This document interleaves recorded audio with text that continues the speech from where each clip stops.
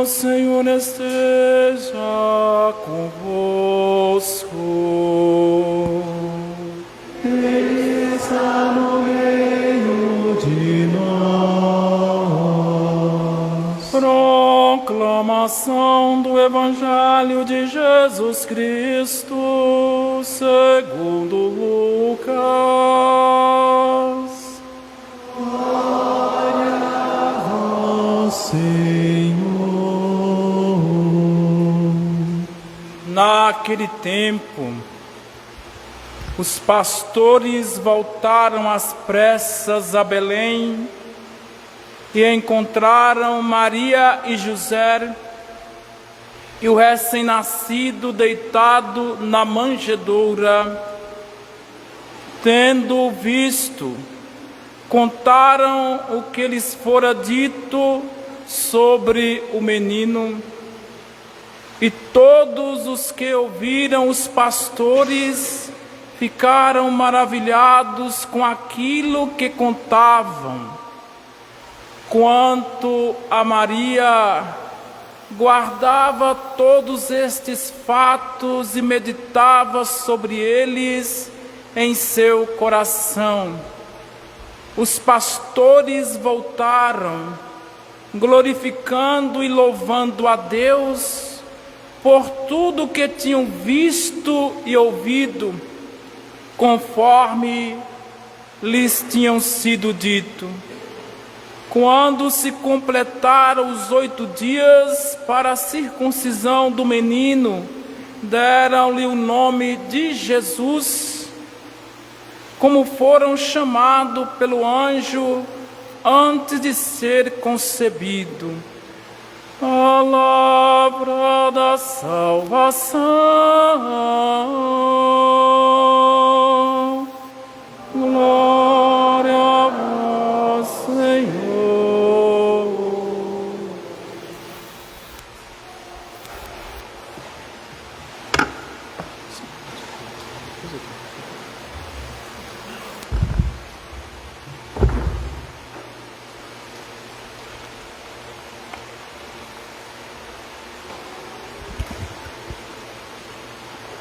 Caríssimos irmãos e irmãs, nesta oitava de Natal, em que se celebra a festa de Maria, Mãe de Deus, a Igreja convida-nos, neste primeiro dia do ano, a voltarmos os nossos olhos e coração à Santíssima Virgem Maria, para que, fixando o nosso olhar na Virgem, adentremos também no profundo mistério de Cristo Jesus.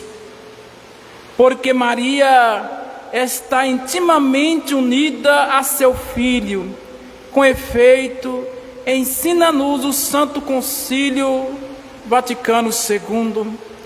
Esta união entre mãe e filho na obra da salvação manifesta-se desde o tempo da virginal conceição de Cristo até a sua morte.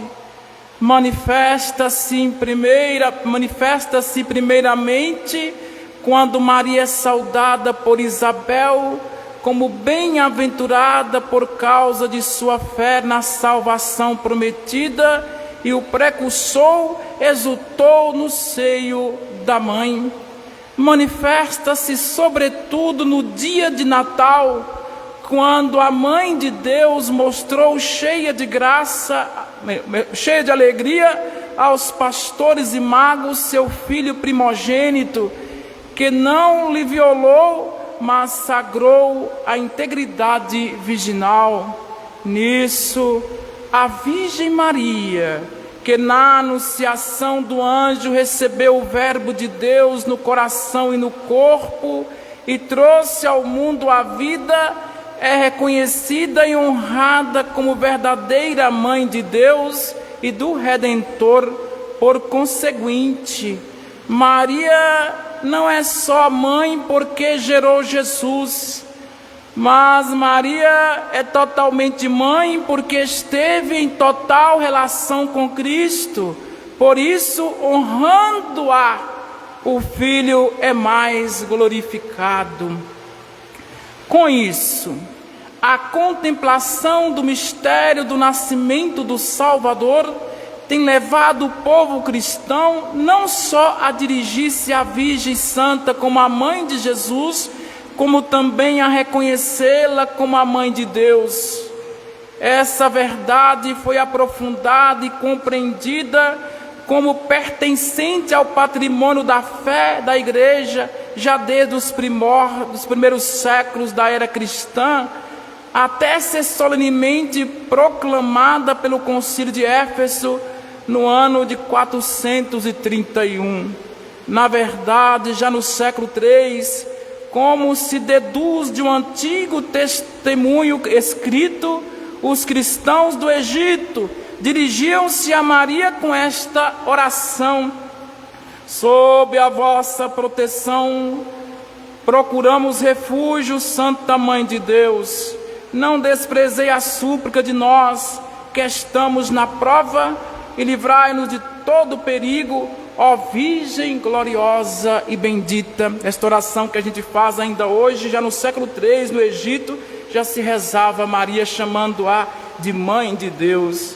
Neste antigo testemunho, a expressão Theotokos, Mãe de Deus, aparece pela primeira vez de forma explícita. Theotokos é uma palavra grega, Theo, Deus, Tokos, mãe, Theotokos, mãe de Deus. No século IV, o termo Theotokos já é usado frequente no Oriente e no Ocidente. A piedade e a teologia faz referência de modo cada vez mais frequente a esse termo, já encontrado no patrimônio da fé da Igreja.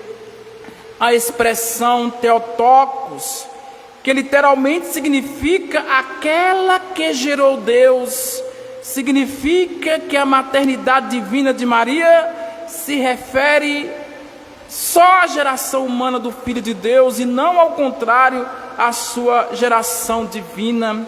O Filho de Deus foi desde sempre gerado por Deus Pai e é ali consubstancial. O que quer dizer consubstancial? Tem a mesma substância do Pai, tem a mesma essência do Pai, tem a mesma natureza de Deus Pai. Nessa geração eterna, Maria não desempenha evidentemente nenhum papel. O Filho de Deus, porém, há 2000 anos assumiu a nossa natureza humana e foi então concebido e dado à luz por Maria. Assim, proclamando Maria Mãe de Deus, a Igreja quer, portanto, afirmar que ela é a mãe do Verbo, é a mãe do Verbo encarnado, que é Deus. Por isso, a sua maternidade não se refere a toda a Trindade, mas unicamente à segunda pessoa, ao Filho que, ao encarnar-se, assumiu dela a natureza humana. Portanto, a maternidade é relação entre pessoa e pessoa. Uma mãe não é apenas mãe do corpo ou da criatura física saída do seu seio, mas da pessoa que ela gerou na sua totalidade. Maria, portanto, meus irmãos, tendo gerado segundo a natureza humana a pessoa de Jesus, que é a pessoa divina, é mãe de Deus. A maternidade de Maria traz em si uma vinculação muito íntima à missão do Filho, pois este título de Mãe de Deus exprime também a missão de Maria na história da salvação. Porque Maria não recebeu o dom de Deus só para si, mas para levá-lo ao mundo. Assim, Maria não só conserva a palavra, meditando-a no silêncio do coração, como se deixa interpelar-se pelo Espírito Santo, movendo-se sempre apressadamente para portar, levar na hora oportuna a luz de Deus à humanidade. Fê-lo primeiro com o seu fiat ao anjo, o seu sim ao anjo, quando a humanidade estava envolta em trevas e o homem caminhava para a frustração e fracasso eterno. Aqui a Santíssima Virgem, abraçando a vontade salvífica de Deus com o coração pleno, consagrou-se totalmente como serva do Senhor à pessoa e à obra do Filho, servindo sobre ele e com ele ao mistério da redenção. E Santo Irineu acrescenta: Maria, obedecendo-se, fez causa de salvação tanto para si como para todo o gênero humano. Desse modo, o sim ao anjo mudou para sempre o destino da história da humanidade. Quem duvida disso? Qual católico cristão que duvide que o sim de Maria mudou para sempre o destino da história da humanidade? Para que os que viviam nas trevas, pois para que os que viviam nas trevas brilhou uma grande luz, porque um menino gerado de uma virgem foi nos dado. Agora a humanidade inteira, que era vazia e solitária, está fecundada do germe de Deus, do Verbo encarnado. Por isso, na santidade e transparência da Virgem, Deus comunica a sua luz ao mundo. Os raios da graça atingem a tudo e a todos, dando cores e beleza à humanidade e a toda a criação.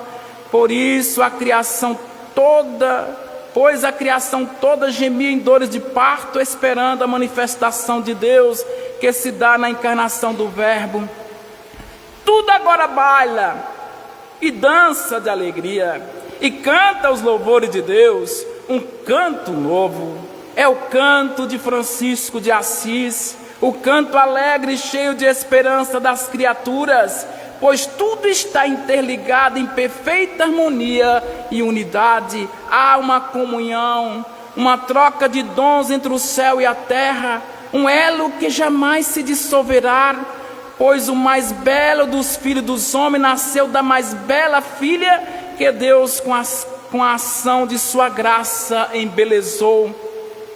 Porque embora tudo se revestisse de beleza com o sim da Virgem, que trouxe ao mundo o Verbo de Deus, há uma outra beleza que contemplamos em Maria, gerada pela graça, oculta e secreta, de maior valor que a sensível, graça que é uma qualidade sobrenatural e totalmente celestial, graça que é uma participação na própria natureza de Deus. Por isso o anjo lhe diz: alegra-te, ó cheia de graça, o Senhor é contigo.